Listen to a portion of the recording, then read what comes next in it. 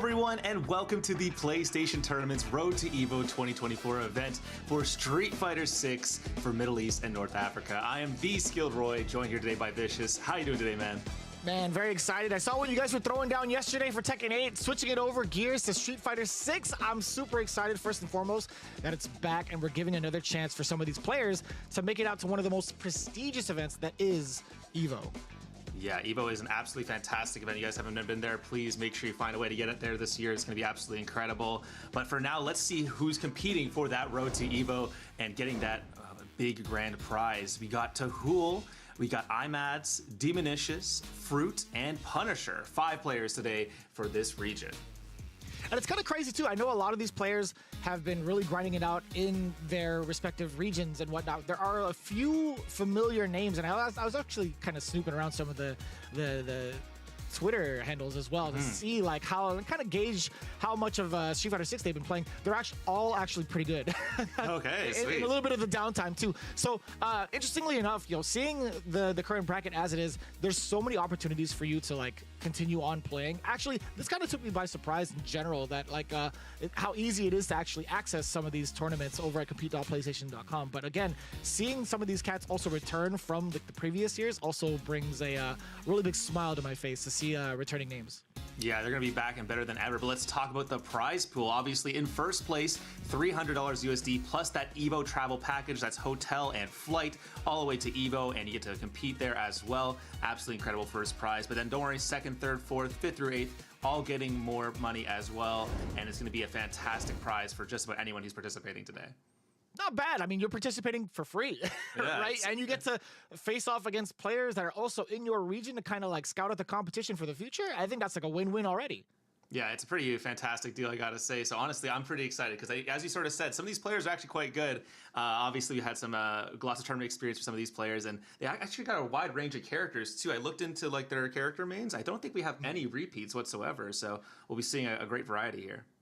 And this is something that we are starting to see like more and more often, right? We have like a Ryu, Blanca, Cammy, Akuma, and Luke, right? I think out of those 5, only 2 of those are really kind of like in the upper echelon in regards to like what you would see at tournaments. Cammy, I say, is like right in the middle because Cammy, I feel like it takes a lot to pilot her well against some of the higher tier characters. Then we see Ryu and Akuma. Obviously, Akuma being like not even that old right now, right? Barely coming out. Ryu reintroduced into the game, essentially, right? With the buffs that he had received. But also, if the secondaries ever come out, I actually am more interested in that list as well, just in case. But I doubt we'll see it. I mean, secondaries, we don't really get to see it too often unless it's like a big counter pick, right? Yeah, exactly. So, and realistically, I think the most of our first section of characters there are pretty good. But let's take a look at the first matchup. We got Luke versus Akuma, Imad's versus Demonish. We kind of talked about it earlier, but Demonish, obviously, who else are you going to play but Akuma in that situation?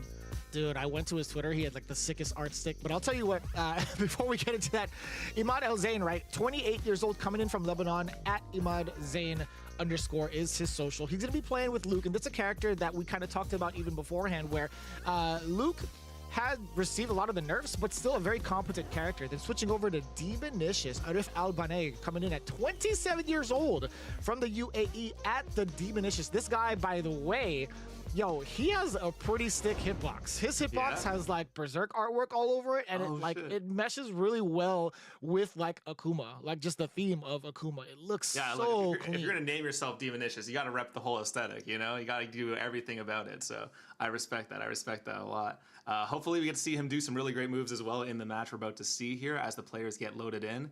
But yeah, I'm actually quite interested in this. Obviously, technically a bit of a fresh matchup. Obviously, Shoto versus Shoto is always an interesting skill-based one, but I'm curious how it's going to handle, especially with Akuma being so new. And I'm glad you mentioned Luke being a Shoto. I think that's really, really cool too, because he's essentially the new Shoto, right? He has like the complete kit of like a fireball, an uppercut. He has forward advancing moves that could possibly get you through a fireball. Granted, you have to do the OD version, but no, I think this is a very interesting matchup. I think overall, Luke, we talked about him still being the complete package, and then you kind of have to tread carefully with someone like Akuma, albeit being brand new, very similar kind of like ways of thinking where you have so many different routes, so many different like ways to choose your offense, but you have to pick it carefully, because if you mess up with like what 9,000 health, you are mad fragile. You will blow up, right? And Yeah, Luke especially can do against that damage. Luke. Luke's damage output at times can get absolutely ridiculous. I know they've tried their best to shave off some of the more spiky damage he has sometimes, but level 3 off of some charge knuckle combos will probably obliterate Akuma from like 75 health, 75% or higher. Yeah, I think one of the first things I saw on Twitter as soon as Akuma was released was like, "Hey, I could do a 2-touch challenge way easier with Luke." So seeing that happen is actually kind of funny. But we did get word that Demonish might be switching it up, and it's not even with a character that he listed on his survey. This guy. Listen, he's competitive minded. I like this. I don't know if we'll say who just yet, but I'll let the gameplay kind of show it. Yeah, I'm curious if we see who we think we're seeing here. It could be pretty interesting. We'll see how the matchup sort of shifts in that perspective, because I think as we wait for the players to get in here, obviously Luke, great all-arounder across the cast, obviously consistently strong. And I think maybe perhaps some of the concern there is perhaps it can match some of Akuma's toolkit too reliably, perhaps. Perhaps get in positions where you feel like I'm paying my health here to only have a slight edge. It might not be worth it. So we'll have to see what ends up working out here for him as we wait here for the players to get in. Yeah. And that makes sense. Granted, we are still waiting on some of the players. If Akuma does come into play, we had a little bit of a hint that maybe not, at least for game number 1. One of the biggest things that kind of separate Akuma from like the rest of the Shotos is, I think, his versatility both on the ground and in the air, right? On top of his damage output. I didn't expect his damage output to be as high as it is, which is foolish on my part, because in history, right, every time that Akuma was introduced, he was very, very strong, right? Super Turbo literally killed the boss in front of you. Yeah. In the Alpha series, hidden character, also really messed up in Alpha 1 and Alpha 2. In Alpha 3, he was also one of the top characters. In Street, I'm going through the list already. Even in like Street Fighter 3, second, I guess Double Impact, that's what it was. Yeah, I believe so. He was untouchable. Yeah, this guy was actually glitched up the wazoo. He was crazy. He was absolutely crazy. And we're seeing it, in 4 or 5, and here we are in 6. It's the same thing, the same type of reasoning, which I don't mind it, because those the players that can navigate him well will find explosive success. And it's very difficult to, granted, but very, very high potential with this character. Yeah, absolutely. And we're talking about Akuma's legacy here in a lot of respects too. Obviously, everyone loves Akuma, generally speaking. Obviously, Capcom certainly loves Akuma. He has 6 supers in Street Fighter 6, technically speaking, if you count his secret supers too. That's correct, yeah. Very, very, very funny character. I really am excited to see how this sort of shakes out here between everything. We'll see if we get any demons. Demons, of course, the new demon animation looks absolutely incredible. So I'd love to see it in this game, especially out of the Drive Rush, the classic we've been seeing on Twitter all over. Yeah. I love the animation for Drive Rush too. It's how the Grinch Stole Christmas type vibes for me, right? As soon as he creeps into the window. But no, let me tell you, man, when Tasty Steve and I first saw the animations for Demons, because we had to do the voice line for it, I was thinking to myself, this is actually the most insane version of the Demon, because majority of the time, the POV, you don't see anything. Lights are out. You only see the flash at the end. Then little by little, Capcom's like, we're going to show you little previews of what's going on in the mind of the demon, or at least the POV from at least the fighter or the demon, right? But seeing it fully fledged out like this, I was actually going insane. Yeah, and the best place to watch these supers especially is on the big screen, of course, at the Evo Arena. This year it's going to be 1 ticket for everything. 1 ticket gets you into the show floor, gets you all into the arena. And this time, all 8 featured games are actually going to be in the arena this time, which is going to be absolutely incredible. If you haven't been there during a grand finals or during a hype announcement, I remember I was there for BB Tag, and the stadium went crazy when that game first got announced. So trust me, you're going to want to be there. Get your 1 ticket for everything this year for Evo 2024. And a big reminder, the registration does close at the end of this month, specifically June 24th. Again, be sure to register now, because this is a pretty much once-in-a-lifetime opportunity if you get yourself into that big stage, the top 8. But even also being able to catch some of the most hype moments with everybody in the crowd, that is something that you only get to experience live at the Evo show floor. Yeah, it's absolutely amazing, and not to mention, obviously, also lots of game demos, lots of great upcoming games usually showcased there as well. Obviously, 2XKO, big game that's coming out in the near future, was showcased there for 2 years now, I believe. Absolutely fantastic. So definitely want to make sure you check it out if you're any fan of fighting games whatsoever. Man, I can't tell you the amount of fighting games that were present over at Evo Japan as well. Just previews of them. We got the Hunter x Hunter game coming out in Impact. Garo, City of the Wolves Part 2 coming out. Actually, no, that's just City of the Wolves, not Part 2, excuse me. But Garo 2, essentially. And then 2XKO, man, it's such a good time to be a fighting game fan, Roy. Let me tell you, it is going to be absolutely bonkers towards, like, the next couple of years, man. We're gonna be pressing buttons for until we're old. I think. I don't know how old you are, but I'll tell you what, man. Like, until we're like pretty much seniors, I think. Yeah, no, absolutely, man. I'm 28, and I got to live through a lot of like the newer gen stuff, which was fantastic. But honestly, like playing back from 4 era, I did not expect things to get this good this quickly. Honestly, I was like, oh man, this is so great. I love Fei Long. This is such a fun time, man. And then it sort of just grew up from there, and I'm like, wow. I love Jamie now, and I'm playing all these characters going through things consistently, and I'm just like, what a fantastic time. I can't wait for things to keep going. And obviously, just recently, the Season 2 DLC got announced for Street Fighter 6. All-star roster, basically, of fan favorites, not just from Street Fighter, but also from the Fatal Fury series. We got Terry and Mai, absolutely fantastic guest character choices. I think the first time we've had third-party guest characters, too, actually. That is correct. Yeah, the history of Capcom games, right, excluding like the crossover games that actually include the other titles, is the first time we've ever had a real big like crossover. I think the closest to it that we had was maybe in Street Fighter V with Rival Schools, but that's like still in company. But seeing this, it shows a lot of promise, right? It shows a lot of like potential of what could be in the future. Now all we need is an actual Tekken character to be in our roster. That would actually be pretty cool, right? That would actually that would be like the cherry on top to see like SNK, Tekken, and Capcom under the same like kind of game. We did it once already from the Tekken perspective. But I want to see it from like the Street Fighter perspective now. You know what I'm saying? But again, absolutely, the addition of Tekken and Mai, it's so welcome. I actually didn't even know about Mai. I really didn't. Like, oh wow. Yeah, I only knew about like Bison and Terry. I'm like, you have got to be kidding me. And I tell them all the time, I was like, keep it a surprise. Don't give me the spoilers. So that was actually a really welcome surprise.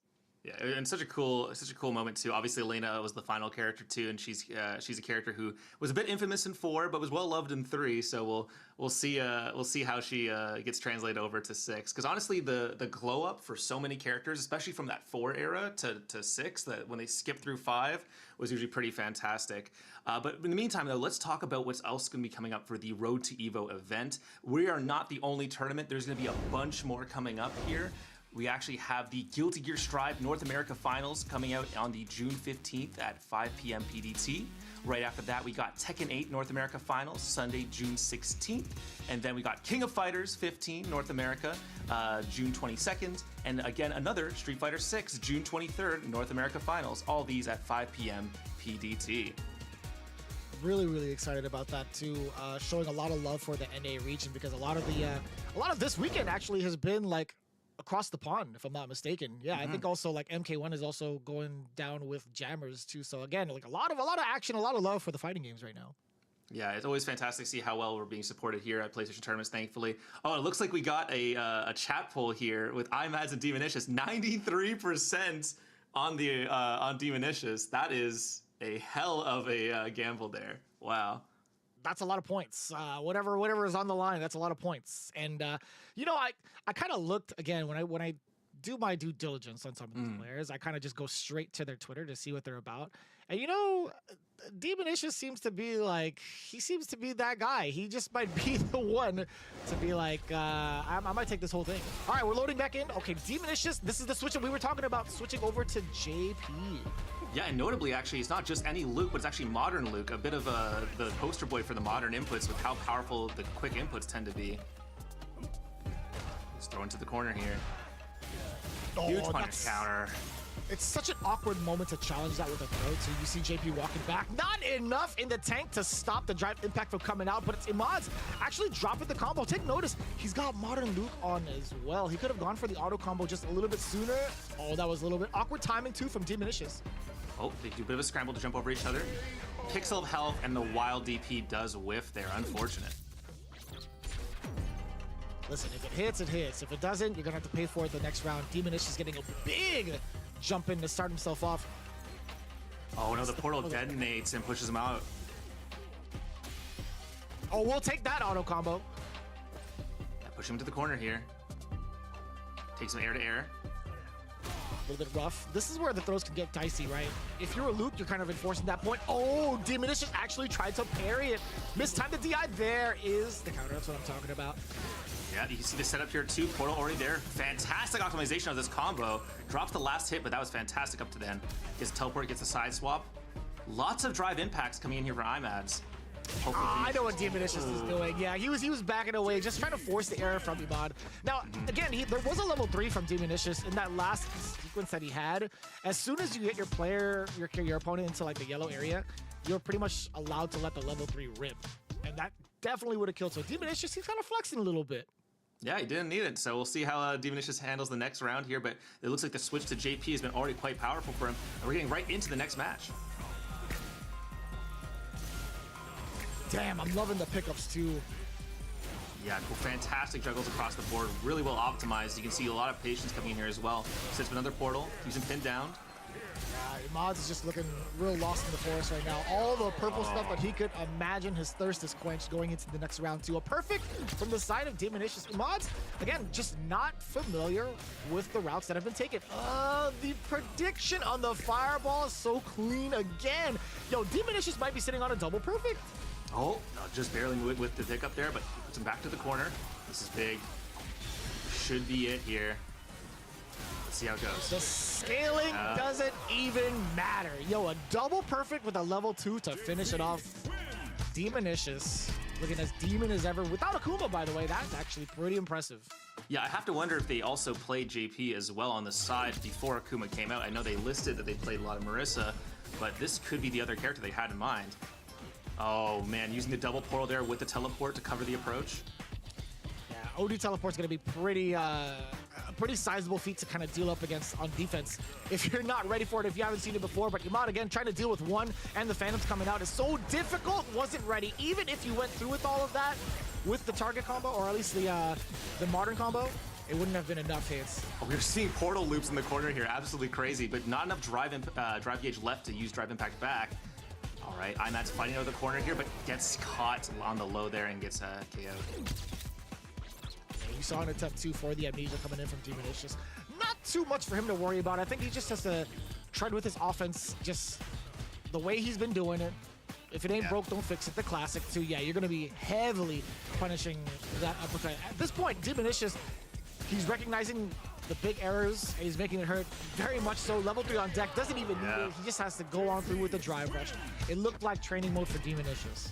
Yeah, that was 3 perfects across the set there. Absolutely dominant performance. Great stuff considering this wasn't even the Akuma that he apparently wanted to play in the first place. So honestly, fantastic work. And hopefully Imad's gets to run back in the lower bracket.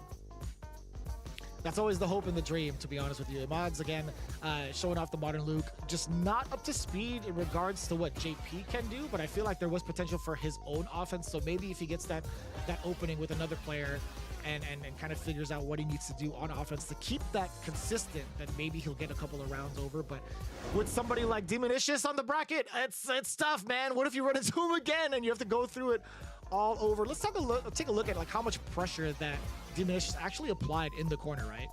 Yeah, across the game in every single moment, the EX portal setups, the constant pressure with the low ghosts to keep them pinned down while the portal is cooking on top of them. Honestly, basically no way to escape unless you know what you're doing. Needed to maybe throw out some more parries, maybe needed to get a more of a risky like EX run forward with Luke to try to run through some of these projectiles. It's tough to say exactly what he could have done better, but it seems like a match-been experience was definitely the one thing that came to mind here.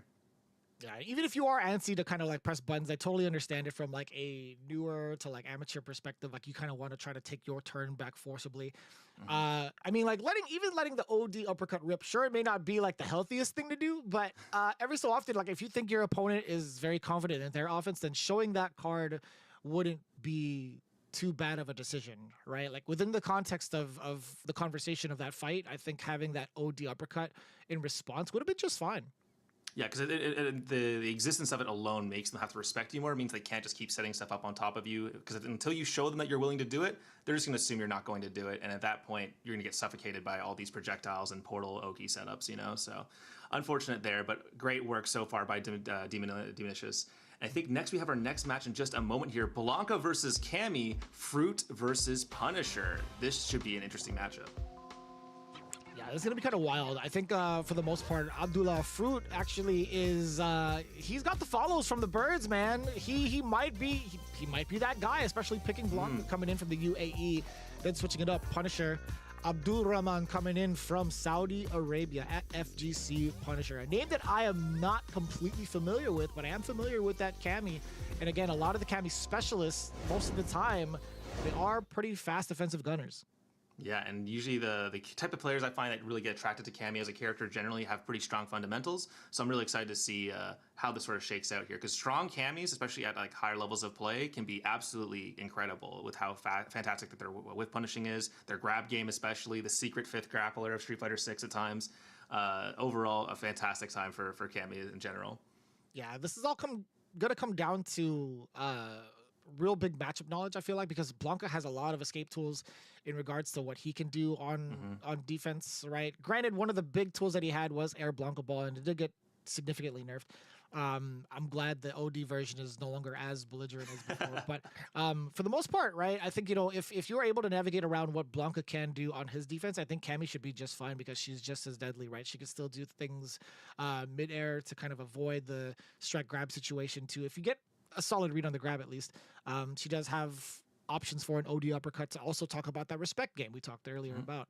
But yeah, I'm actually kind of curious to see it. I want to see what it is that Fruit can do with this character and what Punisher has in mind for Cammy, because this is something that a lot of players haven't really been paying attention to as much. The spotlight's been more on Blanca than it has been on Cammy. Absolutely. And we're going to see right here as we get into the first match. Oh, wow. Incredible movement right out the bat. Oh, Yeah. Misses it. Unfortunate. Here's a nice solid combo, though, pushing right to the corner. Very expensive one at that. Yeah, Fruit opted to jump immediately after that initial hit on Wake Up, too, because of that meaty that was blocked. Only because the drive gauge was low, right? That hop is so ambiguous. Punisher actually blocked the first sequence of that, too. Yeah, really fantastic there. Oh, missed the Air Blanca Ball. Here we go. Oh, fantastic anti-air. That was at the toes. That was mad far the hitbox. Oh, Again, no. the sharp angles, and you're burnt out. Don't spend that level 1. Oh, he has to. Yeah, Cammy can spend the level 1, but Fruit can't do it. Yeah, right to the corner here. You still got that? Oh, you're No dead. way. Oh, you dropped it. Punisher, I was hoping to see maybe like a test of DI. Just raw to see if Fruit would do it. I think he would have lived off that raw. Oh, sets up the doll. Nice, good punish, though. Brings him over to the corner. Oh, caught him mashing. Here we go. Another. That was a counter hit. You saw Punisher get countered, by the way. That was mash on wake up from Cammy. Yes, sir. The Electric Beast. Here we go. Set up. Blanca-chan, what are you going to do about it? Hella damage. I like that. I like that a lot, too. And just in case, I love the pickup, right? Even if you didn't have like the OD charge, you still had Blanca-chan to clean up the rest of it, just in case. Yeah, absolutely. And this kind of shows you how powerful level 2 of Blanca is. Obviously a fantastic move in general, but it does so much to set up the contingencies as well. Hopefully Punisher can bring it back here after losing game 1. Had some really strong openings earlier here. Let's see what happens. That's totally fine. Even after a blocked OD Blanca Ball, using that drive rush is not too bad of a tool to like close the gap. And also that air throw was so sick looking, by the way. Yeah, that's very very seldom used. Here we go. Solid combo. Push to the corner. Resets back to the neutral. Oh, bit of ambiguous choice there. Perhaps thought he could catch it in time. Cammy, one tiny bit of drive left, but keeping herself in so she can use an EX if she needs it. Nice anti-air. Yeah, good coverage too. You can see Punisher well versed, at least in his offense. He backed away just a little bit to force that error from Fruit, but the burnout is there. against Punisher. Yeah, you can see he's trying to use movement as an option on defense. Now but instead the counter hit. Level 1, Fruit was ready for it. More than enough damage to refilling his drive gates just in case, getting that parry going. No, it was really a heads of play by Fruit too to push him into burnout, and so that it guaranteed the block pressure right after. Then you saw, of course, Punisher mashing on it as well. Level 2 again, here we go. Oh no. That's fine, -6. He had to go through a different route. The damage may not have been as severe, but hey, look at this. The plus side is you got rid of most of the super art. You did, but at the cost of burnout, and we saw how he handled it last time. Let's see what happens here. Activates the doll. Oh, great good pressure. Defense. Punisher, I like this defense a lot. You're about to get your drive gauge back too? Well, Fruit's on the back end? Yes, okay. Yeah, considering how bad the situation was to start with, this is fantastic now. Oh no! Drop, not like this. Yo, Fruit, come on in. That was the safest of jumps, Jesus. Incredibly deep jumping right there. Oh, huge. So this is actually kind of scary. Fruit has 1 bar, almost 2 bars to his name. He gets full drive gauge back in the side switch from Punisher, trying to get tricky. Fruit actually had the good call out on the block too. That was crazy. The hop through. That spin knuckle, I thought was going to be on the same side. It was actually so ambiguous to tell. Good defense from Fruit and good composure. Yeah, absolutely. Fantastic stuff from both players here so far. Then the second match became even closer, I think. So we'll see if there's something turns around here in Game 3. Great Talked about that heads-up play. Yo, Fruit has been mad aggressive. He hasn't even been showing that he's maintaining his charge for any sort of Blanca shenanigans, like the Blanca ball like that. He's been playing it out straight with the neutral. Yeah, he's doing quite solidly here. Nice. But he needs to know when his pressure is actually available. That's a great perfect parry against the slide and the roundhouse starter again. You have a level 1 just in case if you wanted to use it. No, he's fine. Yes, I like this tactic. I'm just saving onto the meter. Yeah, you have a decent life lead. No need to spend it. Good stuff here. He gets to keep the bar going into round 2, and that, you know what that means? It means level 2 super in just a moment here. I'm sure we'll see him force the issue off of this moment as soon as he can here. Oh no. What a punish on the dive kick for the trickery sequence. That was actually insane. Yeah, kill those frames a little bit.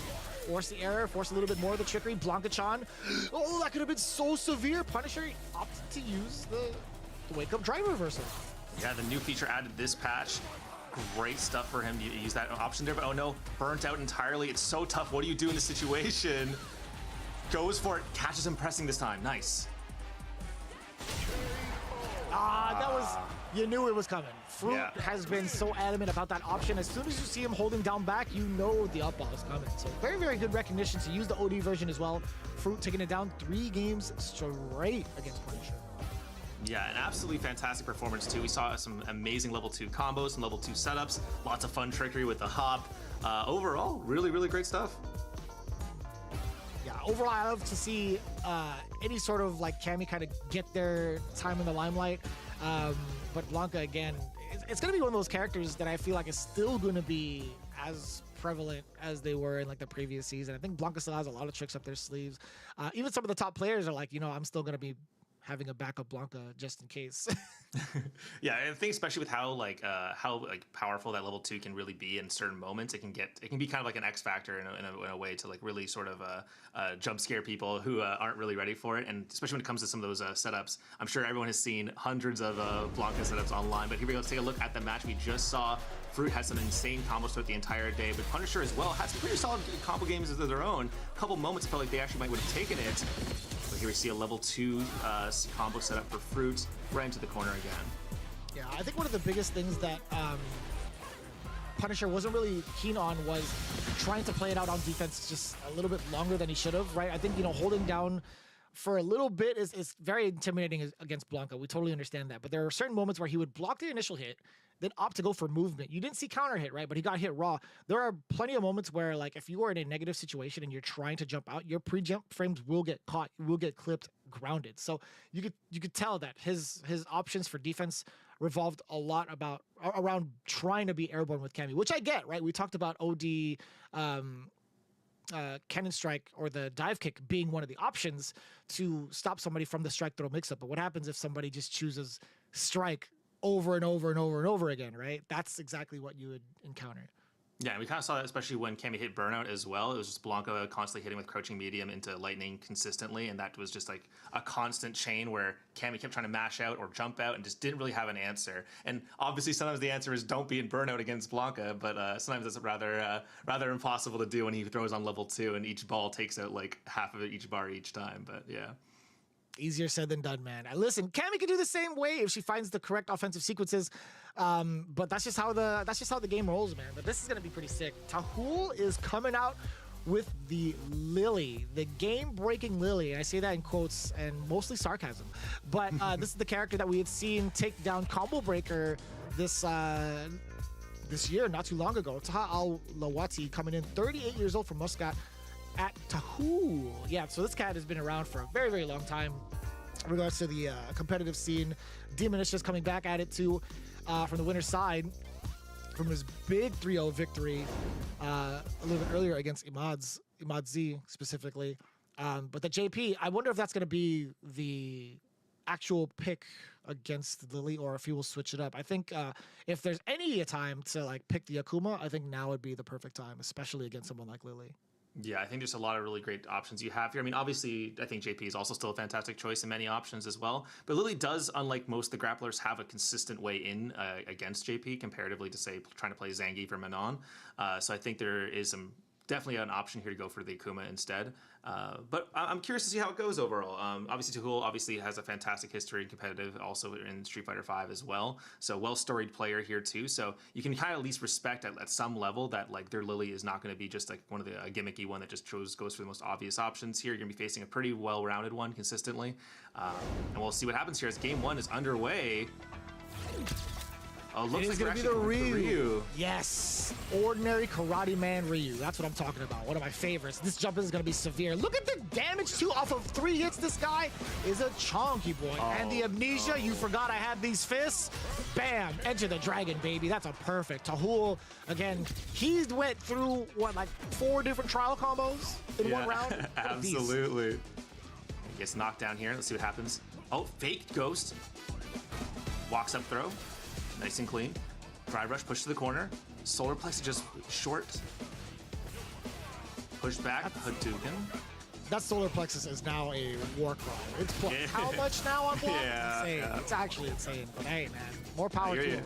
Yeah, you were talking about how they added Ryu, refreshed him. It almost felt like they added a new character with how strong he is between the 2 mini patch and the full patch. Fantastic, perfect parry. But it didn't equate to anything, right? It wasn't in time to get like a punish counter because of the angle and the speed that Demonish was coming into. And keeping it close. I like that. May not have been a perfect in response, but Demonicious, I like the rebuttal. Yeah, here we go. 1 apiece here. Let's see who takes the first game. Nice. Fake ghost and give it a second guess here. Easy jump in. Here we go. Nice. Gets pushed back to the corner one more time. Level 3. Should be either just enough to burn or just short of it, I think. Let's see here. I was just about to ask. Yeah, I missed the initial burst, but this is going to be huge. I like that. Yo, pinning him down with the OD version of the spikes. Not the spikes, excuse me, the portals. That was really, really smart. Yeah, really great play there. Oh, gets caught on the back end, but just overshoots the drive rush by a moment. Sets up the portal. Here we go. Time to make the mix-up. Drive gauge back on deck, though, and now it's his turn to be burnt out, but doesn't matter. Demonish takes it. That takes the first game.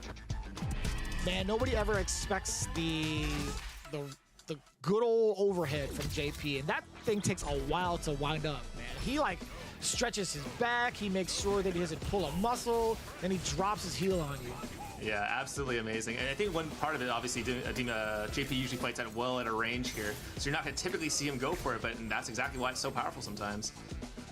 Great jump in. Demonish is on demon time. Yo, he's taking some of these portals with liberty. He has been either letting them off early to force the offense, or at least force the Taho to stay still, or he'll teleport to your face. This guy's pretty offensive-handed. Oh, reads the amnesia. Here we go. No counter hit on the overhead, so nothing to be done there. Wow, no, right to the corner with you here. Set up the portal again. Yeah, great stuff. Using the parry to maintain the drive gauge as best you can. And you see it, like Demonicious, he's trying to force out some of the drive gauge against the Hool, hence why he has the fake ghost coming out more often. But yeah, good recognition to Hool. Yeah, see, man, his defense has been very, very sound as well. Speaking of Demonish's offense, Taho's defense and response been so on point. Good recognition of the fireballs too. Yeah, and Taho, just like last time, takes the first game. Let's see if he can actually take the second as well. Oh.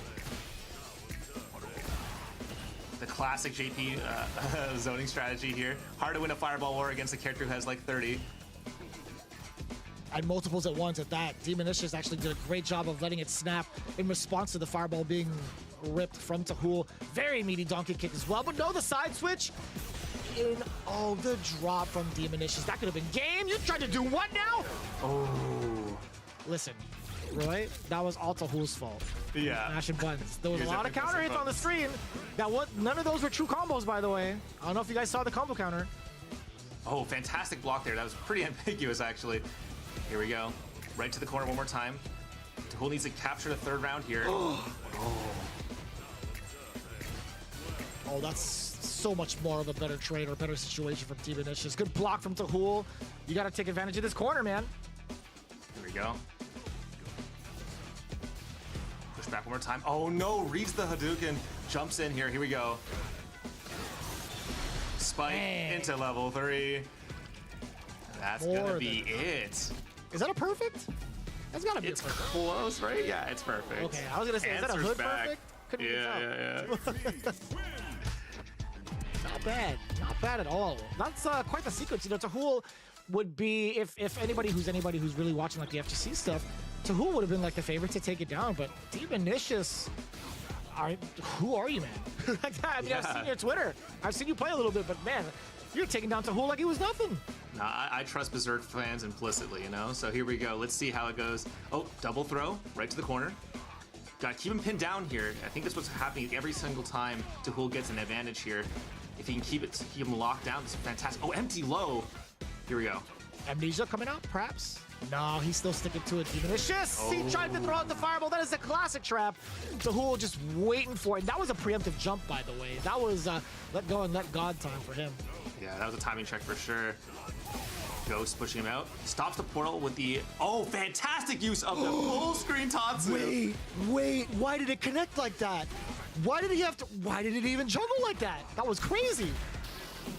Oh, no. Amnesia. Here we go. It's the full combo. Heavily scaled in comparison to usual. Not as much beater build as well. Demonish could have been sitting at level 3, but this is fine. Taho is willing to sit this out, and he spent some of the fireball. He spent it with some of his life, but it's totally fine. Now he's out of the gray territory, no longer in burnout. He has full bars to his name. Demonish can't take another hit. I think if he throws out a drive impact and Demonish uses muscle memory, he might be dead. But even worse, he let it go anyway, the level 3.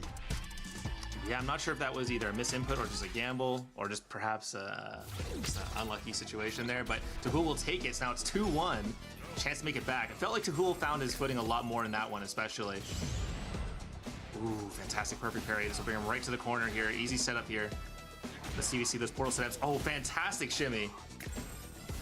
Yeah, at the cost of a drop, the damage that could have been is totally fine, but he didn't get to really make the most of it. Again, we talked about how pivotal those OD Dragon Punches can be if your opponent is very offense heavy.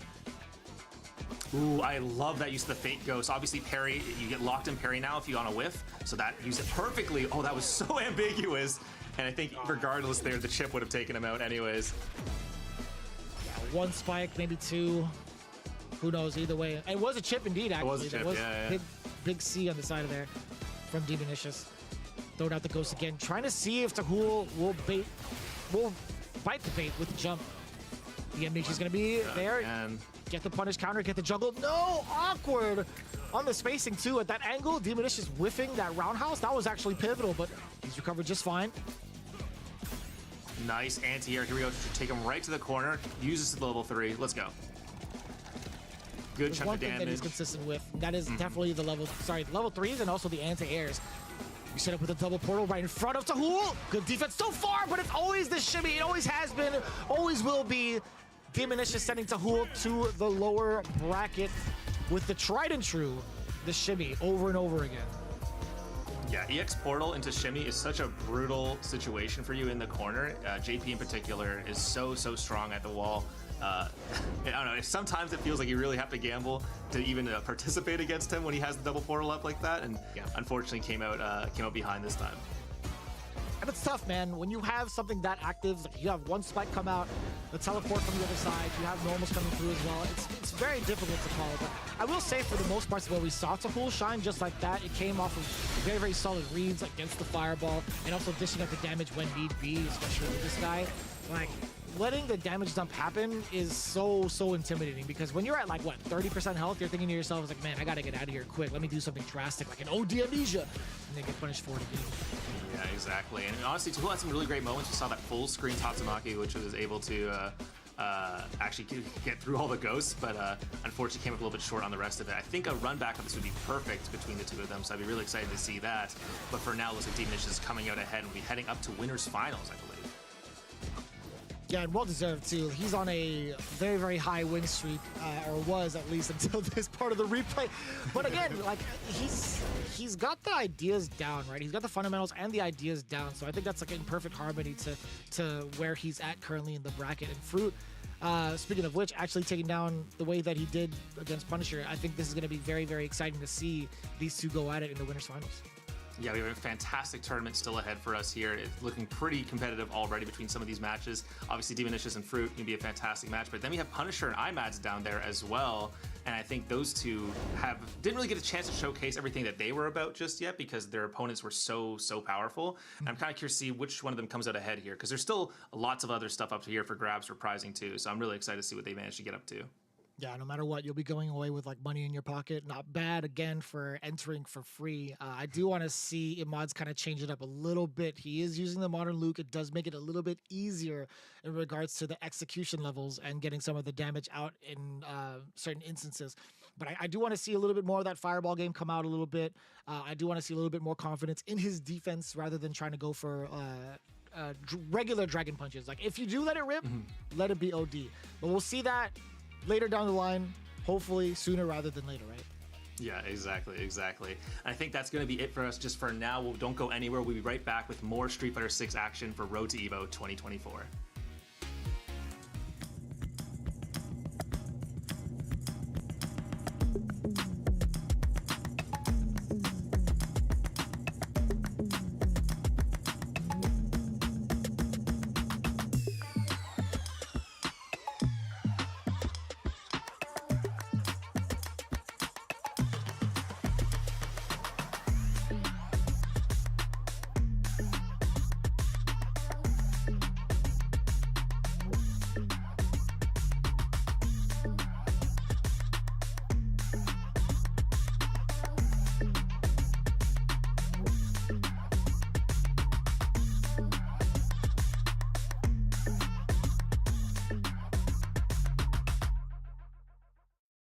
PlayStation. Evo 2024 is the biggest Evo ever. Publisher booths, art gallery, a bigger cosplay contest, the biggest Evo arcade ever, and the show floor is open for 3 days. More good news, your show floor ticket gets you into the all-new arena experience. This year, it's one ticket for everything, which is great because all 8 featured games will have the finals played on the main stage. Your Evo champion, guys, give it up for...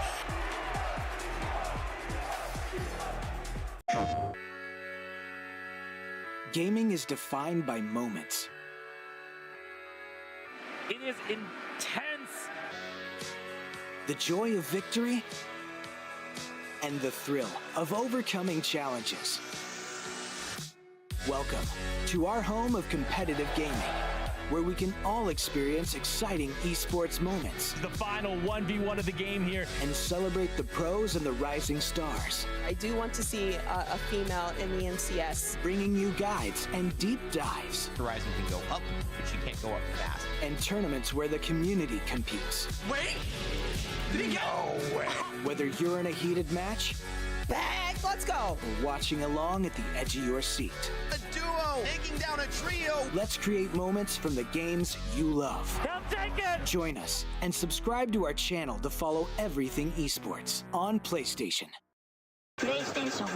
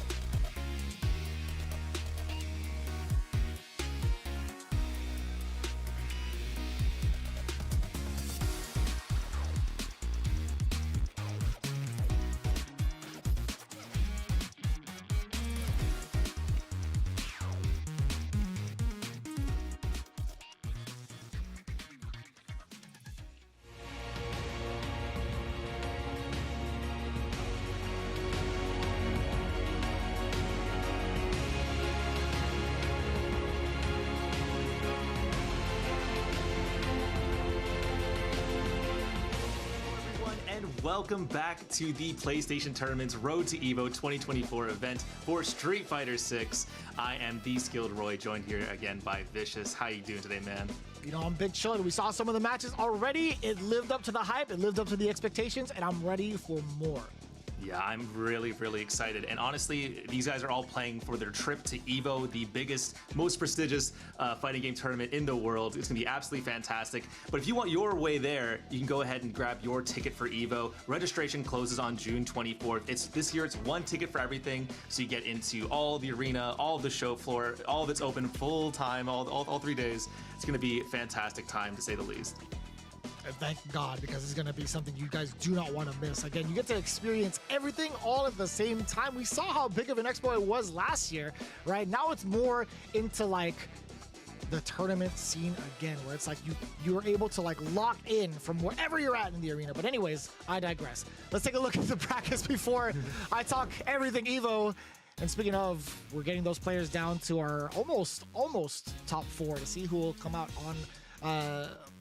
as our champion. But Punisher versus Imad is something that we were looking forward to, right? Punisher with the Cammy play. We saw a little bit of a mishap earlier in the replays too, missing that early dive kick to try to catch the Blanca player off guard. But again, maintaining that charge was tough. Imad Z, on the other hand, again, with the modern Luke, we talked about this a little bit before the break, right? I would love to see a little bit more from multiple sides of Imad, right? Playing this modern Luke, you will have access to like some of the combos much easier. But like, again, trying to show off some of the uppercuts as well with the OD version is not too bad of an idea either. I just want to see that switch up and see if it happens. Yeah, no, me too. I think there's a lot that can be done here, especially because both of them, we got to see a little bit of them in their previous match, but I think this time around, we'll see how much they can sort of work together on, so to work against each other here when it comes to facing a new opponent who's perhaps maybe not as foreign of a matchup. I think we had Blanca and we had JP, two traditionally very tough matchups for people to sort of wrap their heads around. But in the meantime, though, let's see, chat. What do you guys think? Who do you think is going to win this one? I think it's a pretty tough call between the two of them. And look, it's actually quite even here, 60-40 for Imads. And that's actually probably the closest you'll get in regards to a lot of the polls here, right? It's been pretty evenly matched. But looking at it again, Punisher, he showed a lot of competency also with that Cammy play. He had some of the combos down. A couple of mishaps, I will blame it on timing, but at least his routing was correct, right? In regards to what he was supposed to do, especially leading into like level 1s and whatnot. He's very conscious of his meter, his super art as well. I think that's one thing that's really something. And then his air approach also is a pretty significant deal, right? If you're able to maneuver in the air as Cammy effectively, that's going to cause a lot of problems for your opponents. Yeah, I completely agree. That being said, we are also facing modern Luke, which means that his anti-air game is going to be really snappy. His fireball is going to be very snappy. Level 1s in particular, it can get really tough sometimes to fight a modern player who is on top of their game. But here we go. Let's go ahead and see here as we get into the game number 1. I always find it funny that she still has that smile. You just hold right. She just smiles at you like, come on, man. Like, I don't even know you like that. Good reactions, too. You know what's really sick? Throwing out the button first to get that little bit of extra damage from the drive impact. Yeah, it feels great, especially you land like a nice heavy or you have enough timing on it, depending on your character being able to cancel. Another drive impact. We saw Imads do this quite a bit previously. Oh, let it rip, but it was just short. There's a time and place for everything. A good old Professor Oak had told me before. But again, having the OD uppercuts in your arsenal, not a bad thing, but you have to understand the context of when to use it, right? Primarily on your wake up, or at least within a block string, would be the most opportune time. And I like that fierce, just letting it ring out, Imads. Good timing. Yeah, why not? Oh, doesn't get the anti-air this time. Gets the knockdown with the light burn knuckle. Oh. Ooh. Big call out. That was kind of sick, I'm not gonna lie. Yeah. The raw flash knuckle as a footsie tool, that was kind of cool. Here we go.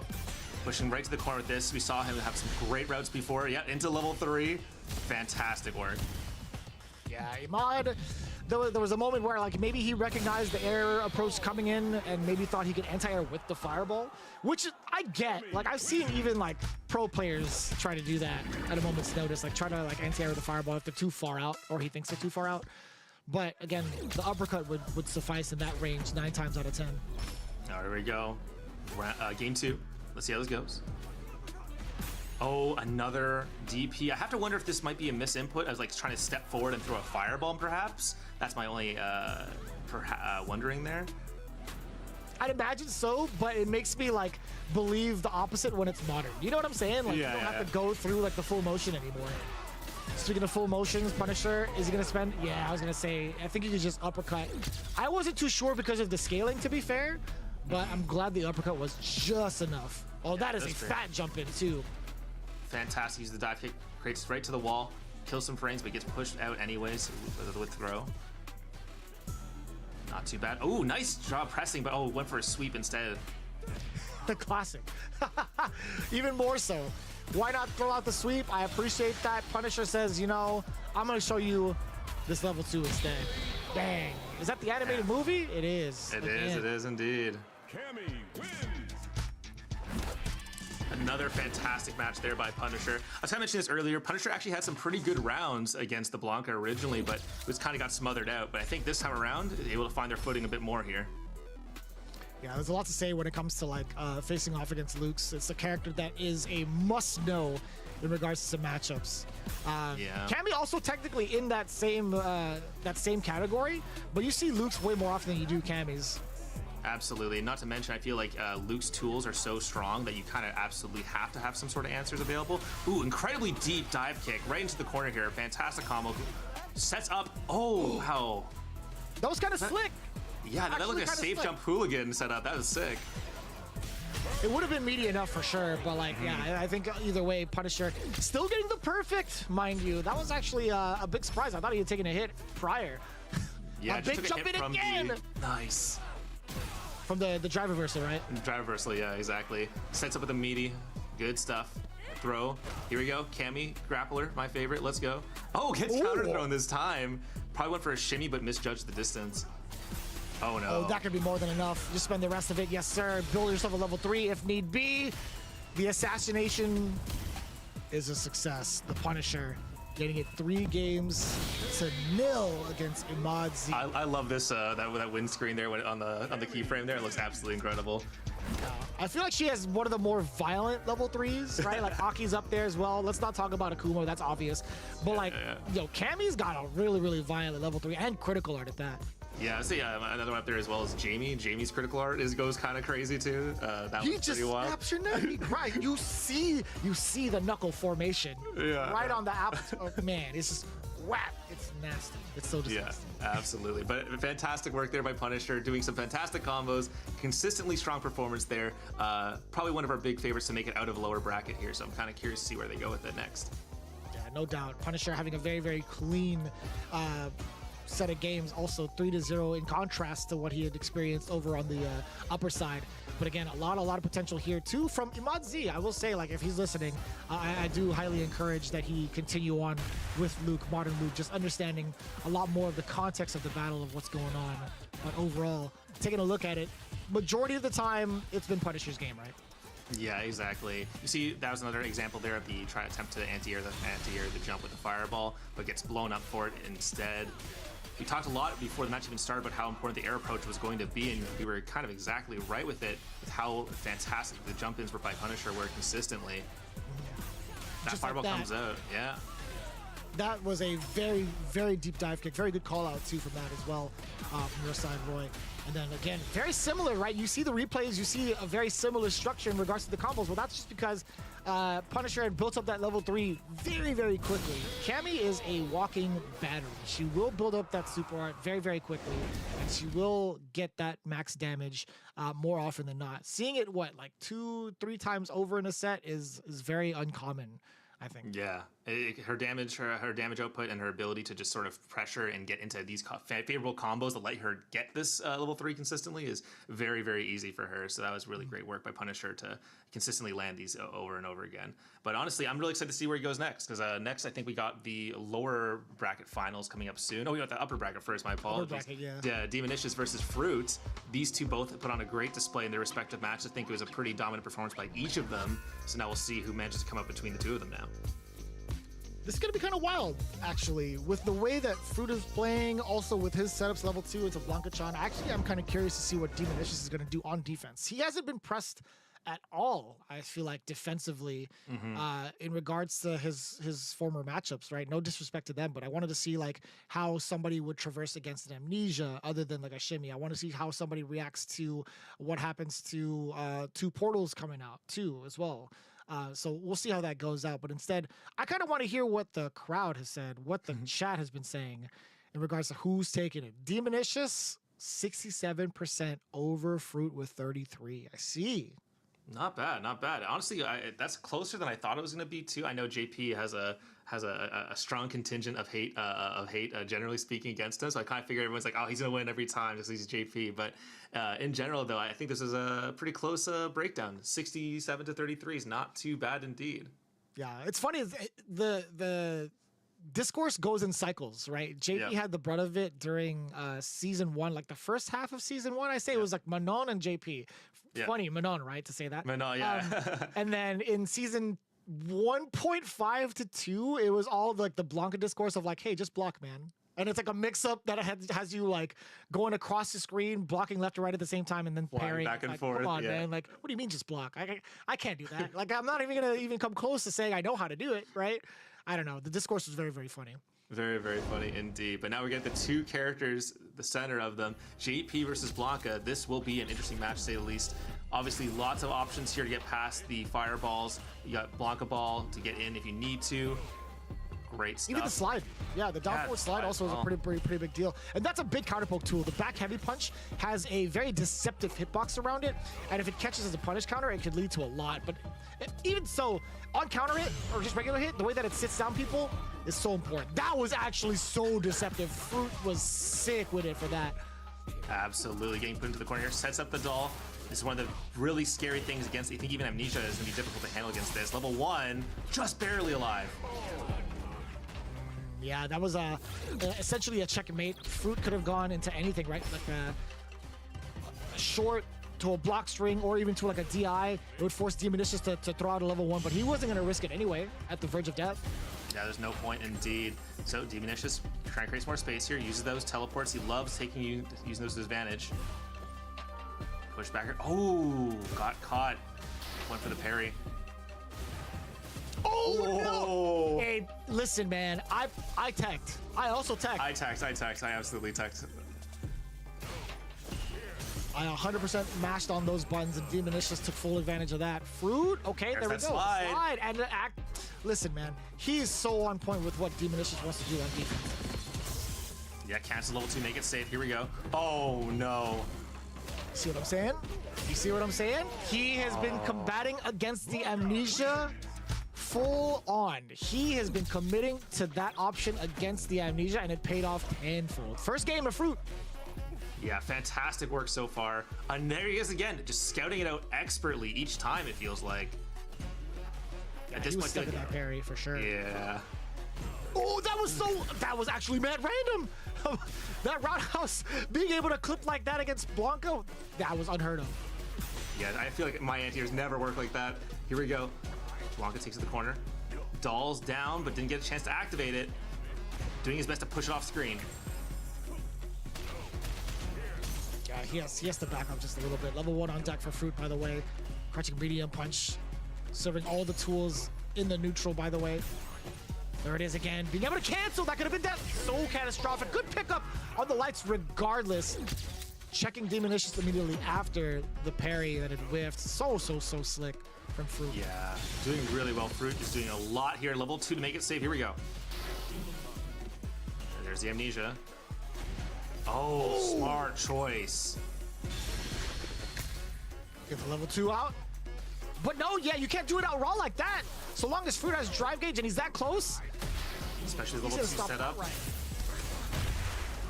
Damn. What am I looking at? Let's go. Yeah, Blanca-chan being able to pop you up just in range, also just enough height to get that drive impact. Yeah, fantastic work there, using the detonations of the Amnesia to his advantage and taking game number 1 here. Fruit seemingly on fire with how many answers he has to Amnesia. I have a real question for you, Roy. How the heck is this guy a diamond? Yeah, I Only have. Diamond? I'm choosing to imagine he hasn't got time to play, you know? Like, that has just been like one day's session, because I have no explanation for how consistent this JP counter picks are. It's incredible. I mean, the only other person I've seen like kind of do this before in the past was Knuckle-Doo, where he had like a bronze ranked account for like the longest time. Capcom Cup champion, by the way. Yeah, exactly. This is just trolling at its finest. Diamond player, no. I don't believe you for a second. Not even a moment. Here we go. Push to the corner. Yeah, there's the delay of that parry change coming in right there. Oh, that is a big trade. Oh, another one. Just do it. The Rock Smasher coming in full force. I thought that was going to be a big trade combo, but it wasn't. It was just Demonish is actually mashing a little bit. That was a counter hit multiple times over. I thought Fruit was going to give us like a fat highlight. Yeah. And Practical Blanca coming in. All right, level 2. What you got? What an excellent parry. That was so well timed. Demonicious 2 gets the side switch on top of that to enforce a level 2. This is going to be great. You could maybe force the burnout, but Fruit finds the gap. He threads the needle not only out of the corner, but also saves his drive gauge. That was so beautifully done. Yeah, I can't believe he got out of there like a thief in the night, basically getting it through all of it. Oh, fantastic pause on the Amnesia. Here we go. Oh, that was so deceptive. Back roundhouse, killing enough frames to get a counter hit on a throw, too, and a whiff throw at that. We're seeing an anime combo here by Demonicious. Fantastic. Drive impact. Push to the corner. Yeah, there it is. Yeah, not a lot in the tank left for Demonicious at that point. Fruit just had to make it nice and easy when it came to the finisher. And that's the big green boy, man. That's how he rolls. Fruit actually making it all the way through. That was actually mad impressive. Yeah, and you called it. A lot of this came down to having to challenge Demonish a lot more on the defense. You saw just how powerful Blanca was at calling out the Amnesias and punishing them in so many different ways too. It was either just like a complete shimmy, it was setting up Blanca-chan, it was the air ball. Like there were so many different ways he sort of took advantage of it. And I think that was what really sort of worked out for him comparatively to his opponents. Yeah, that was the scariest thing. We haven't seen those many routes on offense from the side of Fruit, so seeing it like later on, where even if your opponent was watching the stream, right, you would think to yourself, it's like, all right, well, it seems kind of like linear the way that he was playing. But this was a whole different side of him. He was throwing out different looks from overheads. He was throwing out different looks with the lights and also the drive rushes. It's been very layered offense, and that was the first time I think I've seen it from any competitor today. I think he's been like the sharpest tool on offense. Yeah, this has been consistently powerful. You saw here the amount of pressure put in. I also want to call out his defense too against the level 2 JP in the corner, which still managed to find a way out while still keeping all of his drive gauge. Was absolutely incredible. And here we go with this really interesting drive impact combo.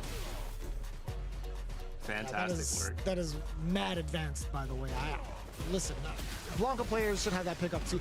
Again, see, that exact moment, that could have been like a giant trade combo. I think the timing was just a little bit botched. But also, there are a couple of highlights from Demonish, right? That defensive play to use the perfect parry. Oh, this is the moment right here. Yes, it is. He used the parry perfectly, the timing on the OD Blanca ball, and it crossed up, by the way. The little tag came out of nowhere that said cross up. He was actually a demon for that against Demonish. Yeah, absolutely incredible play there. Blanca is always such a wild card when it comes to it, but when a player has a good handle of the character, it seems absolutely crazy. But here to take a quick look at the bracket so far, we have Fruit waiting up there in the finals, and then Demonish is just knocked down to the lower finals down there. Right before then, though, we have Punisher versus Taho, two players who both lost earlier today, but both seem really strong in their own capacities. Taho, obviously the Ryu player, and Punisher, the Cammy player we just had earlier today. Yeah, it's going to be very exciting to see. I'm actually kind of curious to see whether or not Taho would weather the storm, because, again, he was going into it as one of the favorites, right? He's been here before, if I'm not mistaken, for Street Fighter V, and he's also been quite the competitor for the World Warriors Series. That's part of the Capcom Pro Tour. He's been very much so active for his region, and also kind of, I see him every so often on Twitter, like talking to the birds as well, talking to the other brethren over the UAE. So, again, very excited to see how this is going to play out. Yeah, it's going to be a fantastic tournament, so don't go anywhere, guys. We'll have more Street Fighter 6 action for you here at Road to Evo 2024. I will see you guys next time.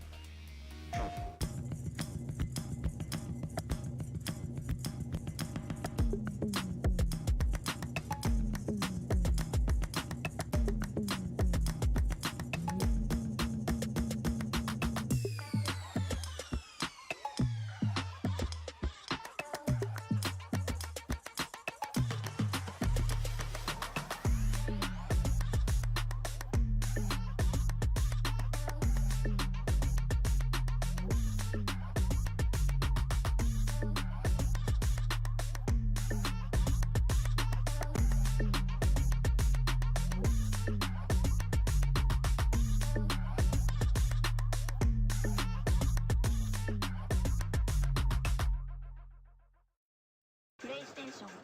Evo 2024 is the biggest Evo ever. Publisher booths, art gallery, a bigger cosplay contest, the biggest Evo arcade ever, and the show floor is open for 3 days. More good news, your show floor ticket gets you into the all-new arena experience. This year, it's one ticket for everything, which is great because all 8 featured games will have the finals played on the main stage. Your Evo champion, guys. Give it up for...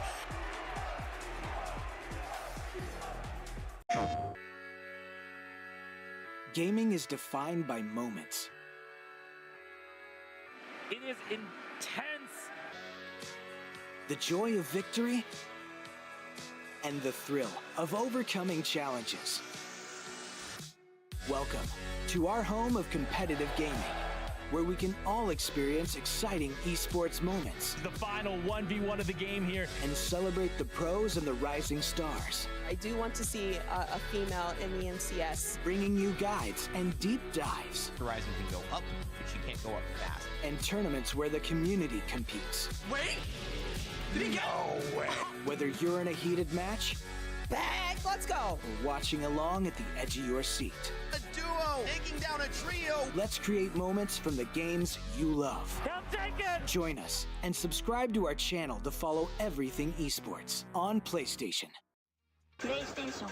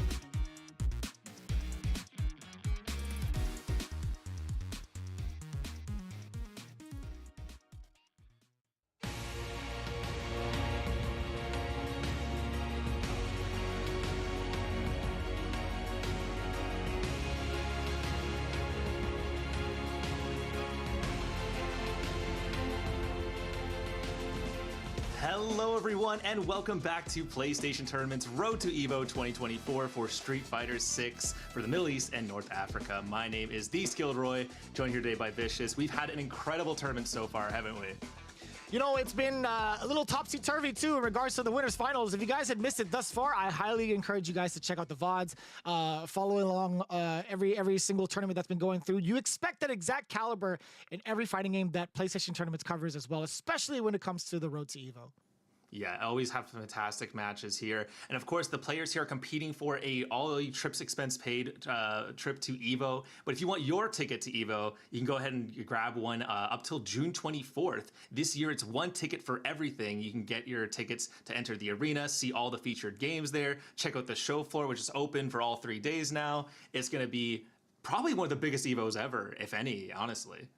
Scary enough, it keeps growing. I feel Yeah. the scaling is going to be so hard to keep up with going forward. But I'm very proud of like the Evo staff, seeing them year after year after year. But Roy and I were just talking about this too. Like again, being able to see everything all at once for 3 days straight is going to be a fun time. Again, evo.gg is where you need to go. And also, let's take a look at the bracket. This is where you need to go to keep up with who's on the winners actually upper side. Let's take a look. Who made it all the way through into the grand finals thus far? It was Fruit, who happens to be a 1900 MR master on his alternate account. I see. I see. Yeah. On the other side, lower side, Demonish. He's going to be waiting on the final side of that, waiting against his opponent between Punisher and Taho. Yeah, and that match in particular is going to be quite interesting. We got Cammy versus Ryu. Punisher and Taho both had a pretty good show of their abilities up to this point. Punisher came out off a win just recently, and Taho was also doing quite well on the Ryu as well earlier today, we saw. So these two both have a lot going for them here, and I'm kind of curious to see who manages to make it to the lower finals. Yeah, that's going to be the biggest interest to me as well. Like seeing a heavy-hitting character like Ryu getting insanely buffed for this season, going up against a character who's very hard to adjust historically. Like Cammy's kit has always been kind of like, if you mess with her too much, she won't be as like prominent. If you buff her up too much, then she's just going to be a menace. Like it's totally understandable with the way she operates, but again, very, very difficult to manage also just playing against this character. But I kind of wonder if the chat had the same idea, right? When we talked about hard to play against, they picked Punisher to take it all the way, 90%. So a lot of people in the chat are like, you know, maybe we gotta have a talk, chat. Maybe I gotta put a primer on how to beat Cammy someday. But again, a lot of folks, they think Cammy's gonna take it. No, this one surprises me. I haven't seen one this skewed in a while, so you know what? I'll trust the chat on this one. Maybe the chat has insight I don't have here. 90% for this matchup could be fantastic. I mean, to be fair, we did just see Punisher come off a fantastic win just not too long ago against Imad's Luke. Did some really great stuff, had some fantastic combos, so maybe that's part of it too. You just saw them do really well. I could definitely understand that coming into this a bit hotter perhaps, so we'll have to see how this match goes as we get both players all set up here.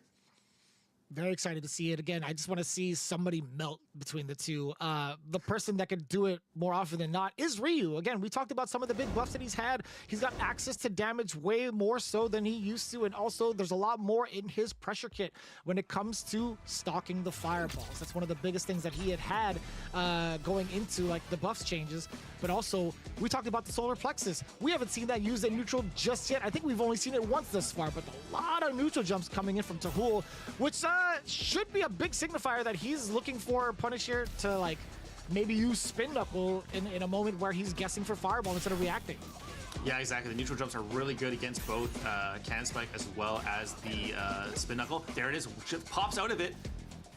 Could have been a back throw, but went for the jab into Tatsumaki instead. Oh, nice. Taho going for the sweep. Ooh, it's called out entirely. We'll take that. We'll take that as Punisher too. Yeah, those are neutral hops. There you go. He's doing it over and over again, right? That's got to be like the biggest hint. But the jump in, he's had so much success on some of these big jump ins, and majority of them have been punish counters. So we're starting to see like Punisher kind of adapt to that. He's not throwing as much on the ground game, which is a really big signifier for Taho to get the double dash forward into throw. That was a good situational awareness moment for him. Absolutely. It feels like right there, Punisher in particular was probably buffering level 3 in case there was a fireball, but Taho was way too smart for that. Ooh, immediate dive kick. Here we go.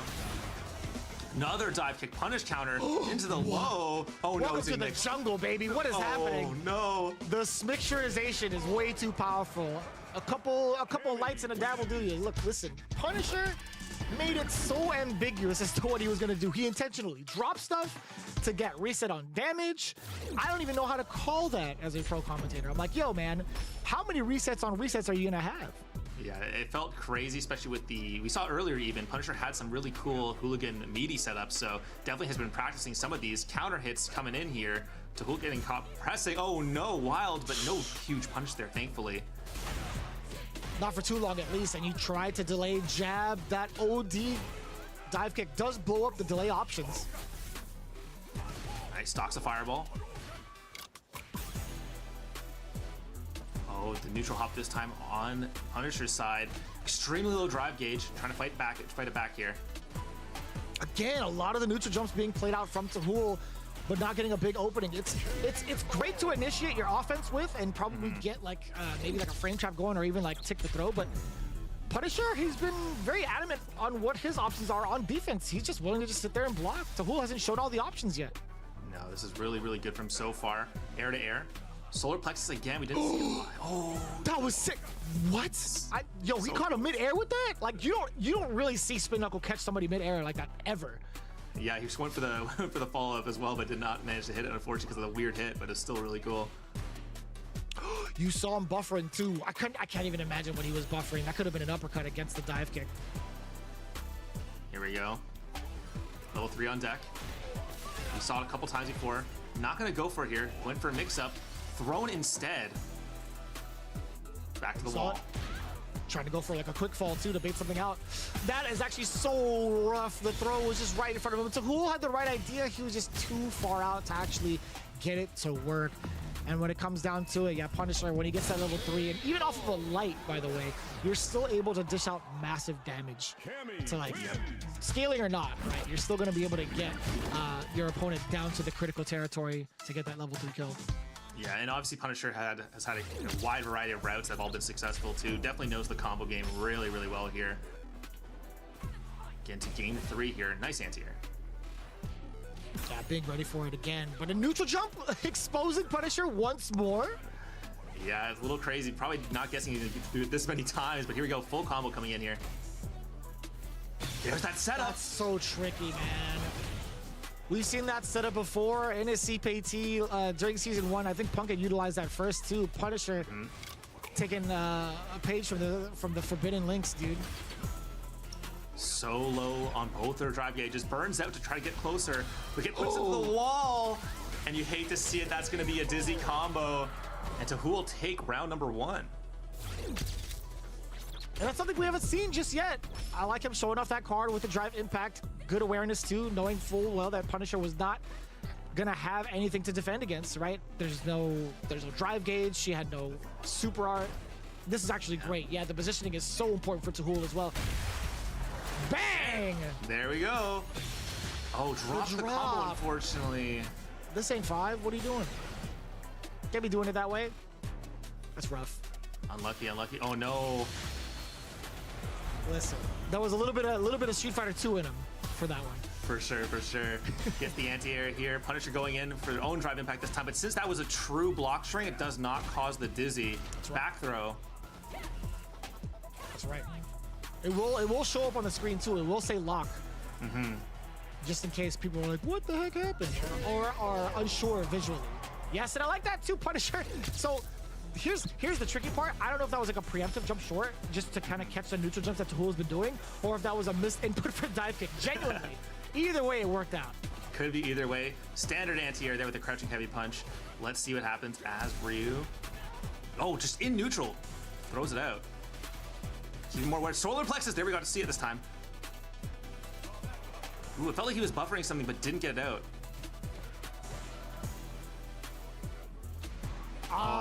Again. That is definitely like a Valle-esque type of strategy. Very much so a classic. Oh, you baited him correctly. He wasn't ready though. Baited correctly too, and then lost the drive gauge for it too. That's terrible, and you can see it right here. Punisher now gets the full combo. with the drive impact, and now you're to the wall. One drive impact puts you into dizzy. You gotta be so careful here. You're gonna be jumping a lot, but it doesn't matter. You're gonna keep getting eaten up by the other ones. Level 3, does that still connect even if that high yet does? 100%, Okay, good, 100%, and it's gonna kill.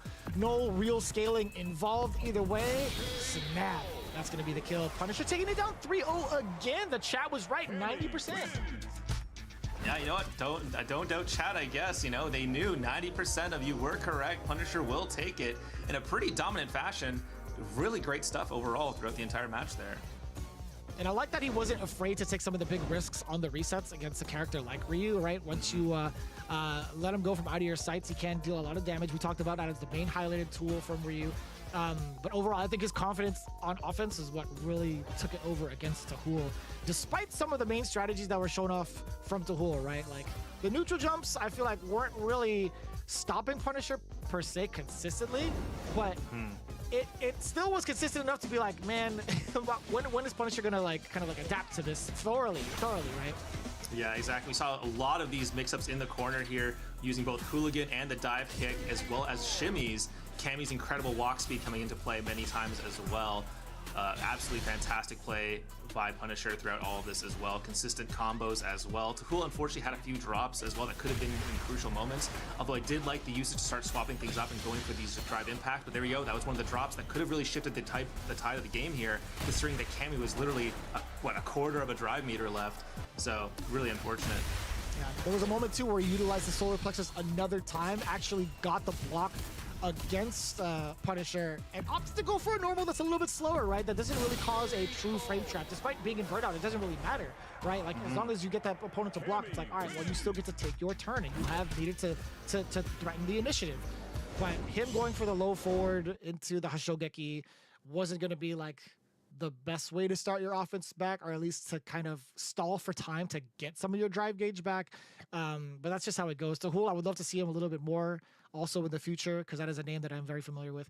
But Punisher, even more so, I'm glad to see that Cammy get pretty much all of the runbacks and the potential that he was looking forward to seeing. Now waiting in the losers or the lower finals, by the way. That's actually pretty impressive.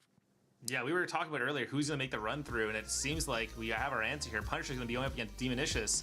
This is going to be another great match here. I'm really excited to see how this one rolls out here. So we're talking about like the speedster versus the man who could control space and time, essentially. There's a lot that can be said in regards to like how the matchup can be played. Cammy can definitely ease her way past the projectiles. Just to keep it simple, right? She could ease her way past projectiles with the spin knuckle if called correctly. Even if blocked, it is still going to be a little bit problematic on the receiving end.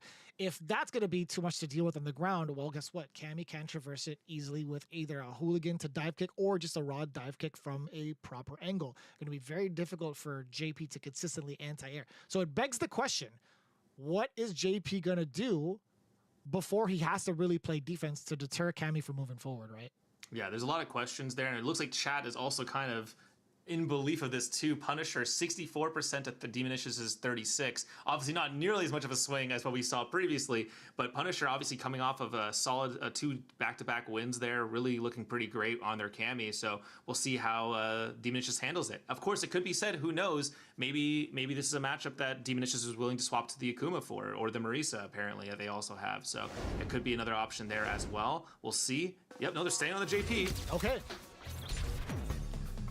Just for future reference, listen, man, all the players out there, whatever you guys put on the sheet, that's for us, baby. That's not for the opponents. yeah. Don't worry. You don't have to lie. You don't have to lie. We're right with you guys. Man's put us in the mix. Oh, by the way, did you see him snap his fingers against the dive kick? Yeah. His situational awareness has been so on point thus far. This is going to be excellent. You get yourself a perfect this early, you dirty dog. I didn't even know. He's trying to style on him. I thought it was enough too, but still takes it. Still a perfect first round. Perfect. Demonicious making a statement. You know what's also terrifying about that? Getting the perfect. Also sitting on 2 bars. That was actually a very, very snappy decision to go for the crouching heavy punch anti-air. Yeah, he's all over it. Fantastic work here, right into the corner again. Fantastic combos. I see a level 2 in your future in just a moment here, maybe. Oh, nice dive kick. Finds their way in, finally. Here we go. Punisher needs not let off the gas, but unfortunately gets caught. And that's going to be it. he swung. That was a wild swing too, off of the fierce. Like that's something that you can just throw out there in neutral if need be. But it just so happened to clip Punisher and get a whiff punish too. That actually was mad demonic. If he had done that just right into the fireball, hit or block, there's plenty of time to like buffer your level 3. Ooh, touched his toes there with the dive kick into round 2 here. Sorry, game 2 here. Oh, jump back jab. Nice. Classic. Oh, There's there's the the counter hit. spin knuckle. We talked about that before, right? Getting past some of the projectiles. This jump in that could have been huge if it was a dive kick, but not in time. Nice, turns off the portal, but unfortunately drops the jump in anyways. Oh no. Mix up, here we go. Fantastic. That only happens if you get caught standing up. Yeah. So I 100% flinched as well. I thought that would have been like the axe kick coming down because that hits overhead technically. So Demonish was in a very, very hard spot to choose from. And punish counter, okay, that must have been that had to be a button. Absolutely. Yep, using meaty steps here again. Spin knuckle, here we go, into the corner. Gets counter jabbed out, creates some space, good. Huge anti-air. And what a sharp angle. Using these fake ghosts. Trying to build some space. Kemi's so mobile though. Doesn't mind getting in, finding a way. Pushing to the corner, here we go. Level 2. No, Oh no! He had to do it early. Oh my god, he got to do it a little bit earlier than that. But thank the gods that be. Listen, man, that drive impact was the saving grace for Punisher as well. Yeah, a bit of a scramble. Sometimes you gotta let it rip in those situations. 1-1, game 3. Here we go. Could be anyone's game still. Fantastic blocks. Not getting mixed up by the portals. Gets tapped by the stick though. Here we go. Jump over. Getting JP pushed to the corner here. Here we go. Right into the wall. Good exposure on the low as well. Yo, he woke up with a roundhouse. My man woke up with violence. That wasn't even like anything anybody could read. Demonish just thought that could have been maybe enough to possibly link, but I did like his choice there to go for the side swap combo too, which was fantastic. Gets pushed out with the wake up drive reversal. Lots of good jump-ins here. Staying safe. Gets pushed back out. Oh, no, that's gonna be it with no drive gauge. Good luck. yeah, you were forcing your opponent to get essentially chipped out too. And that, okay, deceptive crouching medium punch off of the drive rush. That was a very, very potent tool in season 1. They adjusted that hitbox, or hurtbox, I should say, thank God. But didn't really get the most out of that. Punisher now on the offensive, checking the amnesia once more. Level 2, grounded by the way. Fantastic, just short of a drive burnout though. That's gonna be enough for Demonish to start setting something up here. Jumps in with the teleport. Oh, gets tapped. Oh, no way, you have the confirm! What a pickup. It's not gonna kill necessarily, but it leads to a full screen JP to set up for OD portal. Yeah, it also gives him a lot of his drive gauge back. He was barely hanging on earlier. Now he's at a higher mount. There we go. There's the overhead, bringing that out. Demonicious has done that twice now to win sets. Fantastic. 2-1 for JP here. The wickedness of throwing off the overhead in a moment where you can get interrupted into death. He knew that Punisher was going to be so reluctant to press buttons and be so under pressure to throw out that overhead. The audacity and the bravery really from Demonish to throw that out there was so well done. And the damage too, man, his conversions have been so top notch. Yeah, consistently landing every single thing he can from every single option he gets a moment of here. Great perfect parry, punish, counter, burn some meter, gets the teleport in. Space each other out a bit more here. Fate ghosts. Good jump in by Punisher here. Here we go. Opening up for the forward throw as well. Demonicious taking at the very last second, hence why they were so spread apart afterwards. That low forward could have been everything for Punisher, but instead he misses his opportunity and gets smoked by the rebuttal from Demonicious. Oh, the roundhouse. You see the wind coming in from underneath this guy's calf muscle? This is nuts. This guy's old, but he's quick-witted too. JP is actually kind of cool. Yeah, he's kind of crazy. He's kind of cool. Fantastic play here so far by Demonish. Another overhead. He's not scared to go for it. Almost gets another pickup with it as well. But a little too close to use that. Gets counter hit. Huge good choice with the Amnesia. But the slide kept going because it was the longer version. That's actually kind of funny. That's actually kind of funny. I've never seen that interaction. Yeah. No shot. Oh, I didn't even think that would hit. No, that was so smart. The character moves up a notch when the activation happens. That's the thing. That's why it avoided the roundhouse. That was so sick. Yeah, exactly. Level 3. We've seen it many times before. Fantastic confirms, as always, by Demonish. And he will take this game 3. All of that cool stuff didn't even matter as soon as Demonish just got the hit and he had level 3 in stock. I'm like, all right, man. I was gonna let it rock. Like, you know, level 2 was pretty cool, avoiding the anti-air altogether. But then Demonish is like, you know what's cooler? Winning. And he did it. I get it. That's crazy. That is crazy.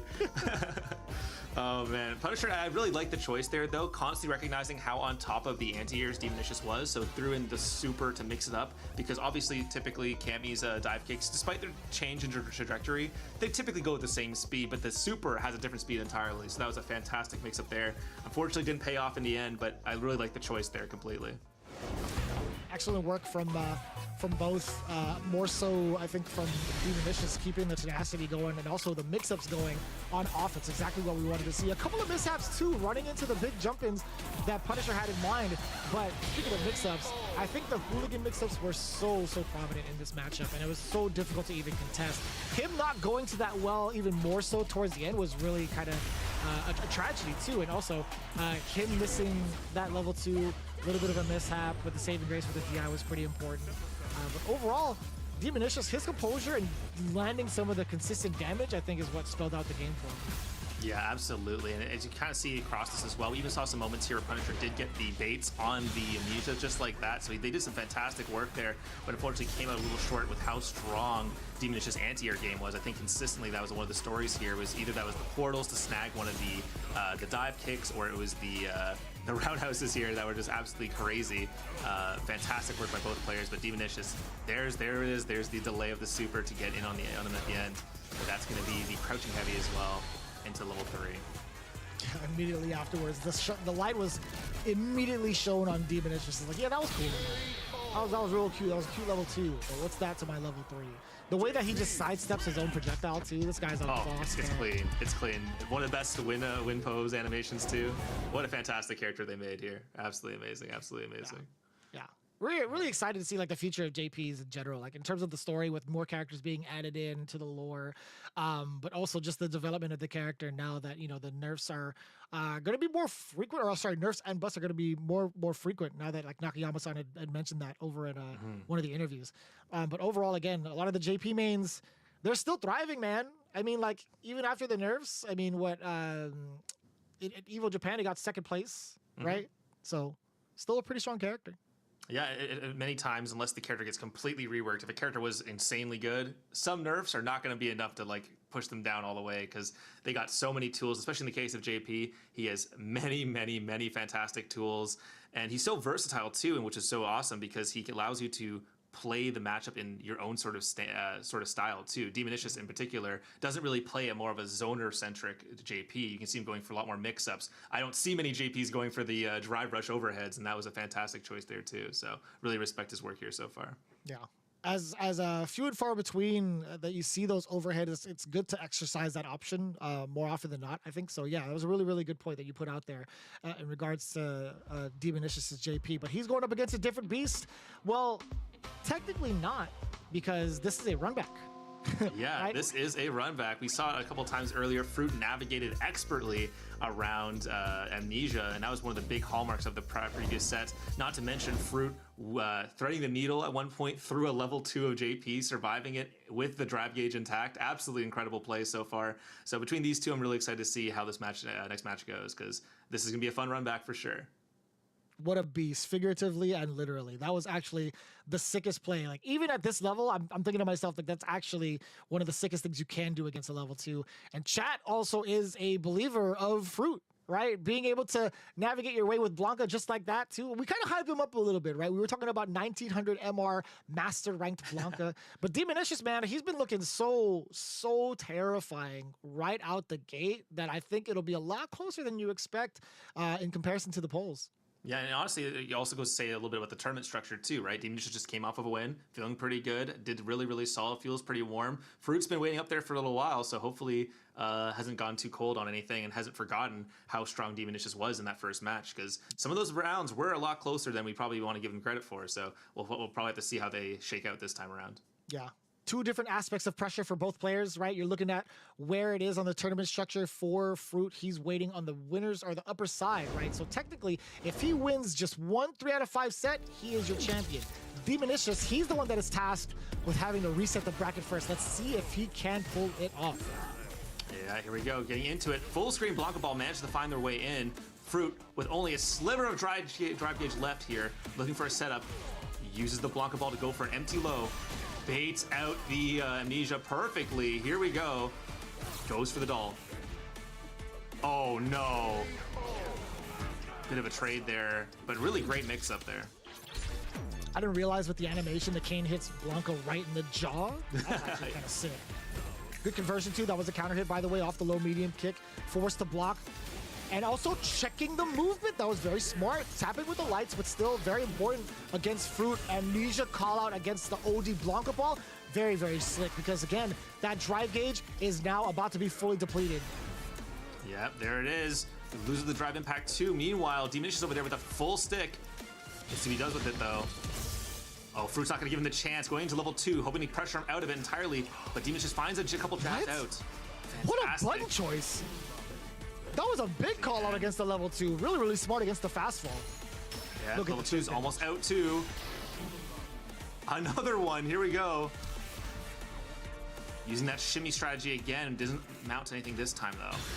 But watch that, level 3, level 1 on deck, I was about to say, but actually it's just barely enough. Here we go. Could do it again if you wanted to. Watch out for the possible DI. Oh, chose to get hit by the doll, I think there. No way. Oh, you have enough for level 1. You have enough for level 1. No way. Oh no. He dropped. It's so close. Next hit could be anything here. Uses you could chip him out too. You could, if you could set up level 2, you could chip out proper. There it is, you're right. Fantastic work by Demonicious there, recognizing it, pinning him down with the spike before going for level 2. Oh no. Huge start for Demonish. And you cheeky guy, you went for the OD reset for the command grab? That was hella damage. Yeah, incredible damage. Most people kind of resign themselves after a perfect parry, thinking it's going to be over after that. Oh no, delayed the ball just by a bit, so the Amnesia whiffs. Fantastic level 1 choice, pushes them off the doll here too. Nice. Get off screen. Good work. Sets to the portal. And he gets the side switch. Oh, this is so good for Demonicious, but Fruit actually gets himself a side switch at a DI, but level 1 he was ready for it. He was churning that butter since yesterday. Yep, here we go. Using the spikes, using the portals. Jump in. Try back. Fantastic choice. Only a sliver left, somehow massively calculated. Amnesia into the throw. Wow. Kind of rough. That was a huge couple of rebuttals from Demonicious. I thought Fruit would have had it, but a little overzealous too. There were a couple of moments where we'll talk about, maybe it'll get highlighted, where he chose to DI, but we'll talk about it later. The overhead sneaking in again past the guard. Right, perfect parry. Get the back throw. Punish counter. Into the corner.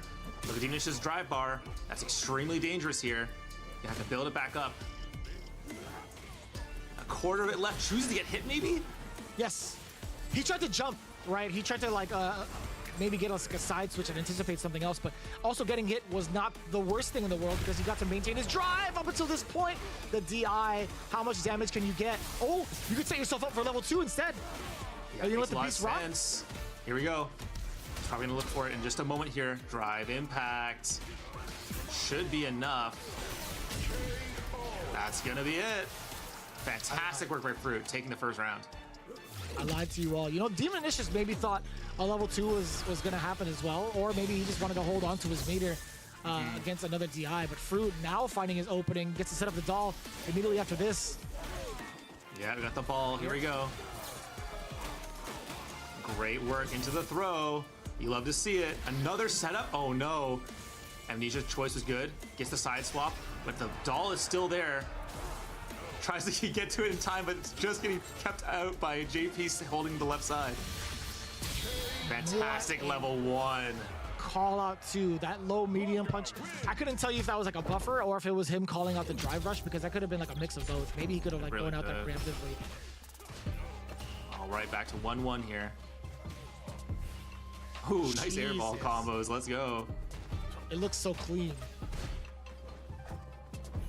This character's so fun to watch, man. Yeah, Blanca is a party and a half. Push to the wall. Fantastic use of the perfect parry. Unfortunately, hit him out of the air, so it got a bit of an awkward angle. Amnesia, get the side swap, hold down the block. Does not have a punish ready though, -6. Ooh, I love that low to connect it here. Oh, OD ball again. Plus the side switch hop. Man, Fruit coming in with the trickery yet again to initiate game 3. Here we go. Space each other out a bit here. Oh no, gets caught summoning the portals. Nice, using the delayed frames of the parry to get the throw. Oh, baited that perfectly. Was not happy about getting hit with those multiple times. Pushed to the corner and burned out. You see him holding North immediately Yeah. upon wake up, but as soon as he settles down, Fruit recognizes it. You are very much so on your way to a second game. Yeah, he had level 2 just in case if need be, but again, with that much life to spare, with the positioning as well, Fruit looking at pretty much almost taking it down 2-1 to Demonish. Yeah, I really like the choices there too to use Drive Impact to push him to the corner instead. But here we go into game 4. OD Nice. ball, the big criminal. You trying to kick the ghost, young man? That's crazy. Nice, catches the parry whiff. Only a fraction of drive left. Yeah, Ooh. recognizes it perfectly. Here we go. That hit raw, by the way. That wasn't a counter hit. That wasn't a punish counter. That was just straight up. Gets the full setup here. Here we go. Put him on Twitter. That's 1900 if I ever seen it. For sure. You gotta hold this too. Now while in burnout, it's gonna be a little bit tricky, and he tried to get out of it. He tried to dance his way out, and you missed your opportunity for a big, big extension. And either way, if you think about it, if Demonish had not gone through with his combo, drop or not, or go for DI, Demonish would have ate that level 1, because Fruit was 100% churning. Absolutely. Huge overhead. Amnesia coming in this time. Back throw activates one of them. Here we go. Oh no, Yes, sir. airball just short, but drops, I think. Good link off the overhead as well. Set up the portal. Yeah, you have to keep them honest too. You let the portal out there just in case they decide to Blanca ball, then you punish accordingly. But Fruit was 2 steps ahead, getting himself into the electric beast mode again. Yeah, watch out. This level 2 is so dangerous. So much shenanigans can be underway in just a moment. Kind of just waiting it back. Does not want to engage with him while he still has it up. And it's off deck now. Here's your chance. This is not going to be enough damage. I don't think, yeah, even so, he dropped the combo. And it's OD ball once again. Oh, slide through. That should be an easy level 1. And Fruit will take it, winning the Road to Evo Middle East tournament. And he is your champion, taking the full trip to Evo. Fantastic work by Fruit. Abdullah from Dubai at Fruit_UAE, your champion for the road to Evo 2024. Very much so looking forward to seeing that Blanca run amok against the rest of the competition. Very, very cool to see Blanca's taken down in that fashion. I'm very, very happy to see Fruit also taking it down undefeated essentially, coming in from the upper side. Yeah, absolutely incredible play across the day. We've seen so many setups too. When it comes to Blanca, it's not just being unpredictable, it's having so many options that are consistently strong. You have the level 2 is obvious one, but look at how many times the Amnesia was baited, all the setups from it too, constantly choosing even some suboptimal routes purely just to burn the meter, and that's where it's coming into really a lot of play. You saw a lot of Demonish becoming dizzy, and that was a lot from really good choices of where to use your drive impacts from Fruit.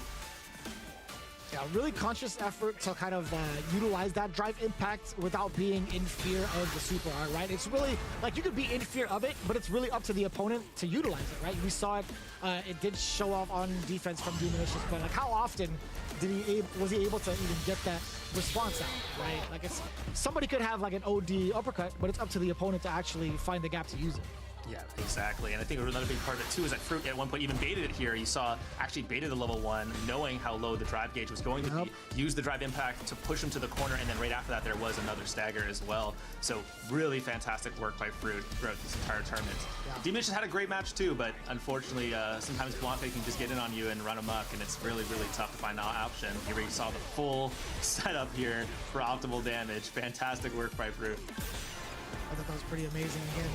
We talked about some of the big drops that Demonish had earlier on, one of them being this level 2, and then immediately succumbing to the OD Blanca ball. And everybody eventually succumbs to the mix, exactly how Fruit was able to take it. And he was in a very good opportunity too, Demonish with both burnout and 0 bars. Like, no matter what you decided to do, like if you didn't get the hit, you still would have been able to chip away little by little and slowly force your way to get a DI into the corner, because he was looking pretty close to it. But Fruit, great recognition and overall great performance, and also that hit confirmed towards the end, beautifully done. Well deserved as your champion for our PlayStation Tournament's Road to Evo for Street Fighter 6. Yeah, it was an absolutely incredible set of tournament here. It just absolutely amazing matches every single step of the way. I love Fruit, I love Demonish, love Punisher, love everyone who participated. Just a fantastic, fantastic series of matches. Yeah, and overall, you guys don't want to miss everything that's been going down with PlayStation tournaments. Again, big loves to PlayStation for giving us a chance to in the FGC. Like, they've been doing this for years now, so it's really cool to see them also bringing back to the community and also giving like a big chance to those overseas to come to Evo in Las Vegas, right? So speaking of which, again, they've been hitting so many other different games. Let's take a look exactly when those are happening. There's going to be a lot of love for the NA regions as you see the Guilty Gear Strive NA Finals happening Saturday, June 15th at 5 p.m. Pacific time. Sunday on June 16th, right afterwards, is going to be Tekken 8 NA Finals. You don't want to miss it, same time all across the board. Then following week after that, Saturday, June 22nd, King of Fighters 15 for North America, rounded off by Street Fighter 6 on Sunday, June 23rd, all again at 5 p.m. Pacific time for North America. Yeah, and honestly, that's going to be another amazing set of matches as well. North America, also very famously, incredibly fun region. Lots of great Street Fighter players there as well. Can't wait to see that one as well. It's going to be absolutely fantastic. And of course, guys, if you guys want to check out more fighting game content, more stuff, Road to Evo and everything is be coming up to the actual Evo tournament coming out soon. So make sure you guys go check that as well. But I think that's going to be it for us. Thank you everyone so much for watching. I've been the Skilled Roy, joined here today by Vicious. Thank you everyone so much for watching. Peace.